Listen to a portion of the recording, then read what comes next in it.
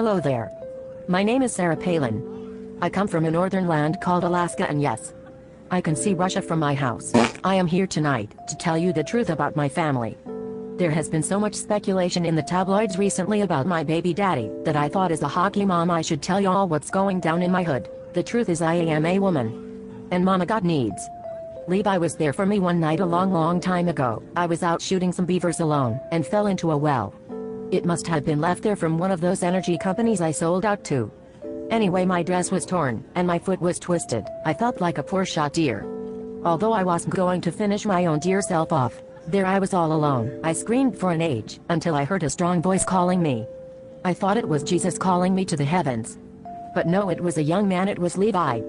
He managed to make some rope from his pubic hair, and sure enough, before I knew it, I was being hoisted up the well. It was a warm and breezy night, and I don't know if it was the weather or the hot molten earth. I was as wet as an otter's pocket by the time I had reached the top. There was Levi. He looked was butch. His muscles were heaving, sweat dripped from him. It was bleeding deadly. As I limped forward, our eyes met, and we just knew. It was on. He launched his big hockey stick into my goal, and we were at it like the clappers. Me fanny was ridden fucking raw. It was deadly buzz. 3 months later I'm a gal in trouble, and I haven't seen him for a while. By the time I had my baby son, I had accepted that Levi was my baby daddy. But all of a sudden I was to be launched onto the world stage.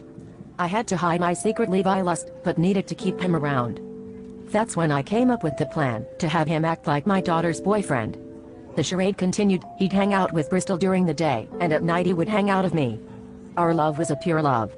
A few months later, and my little girl Bristol became possessed by a demon, a wanton demon. All of a sudden Levi didn't want to experience my lusty loins. He didn't want to touch my Alaskan apples or my beaver special tooth. I was devastated. I thought my life was over. I was in so much pain. But the shit really hit the fan when I found out my little demon slut of a daughter was now pregnant herself. I wanted to kill them both, but I knew I had to accept the situation. For the good of the country, of course.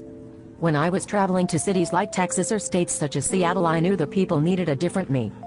That's when I decided to go rogue.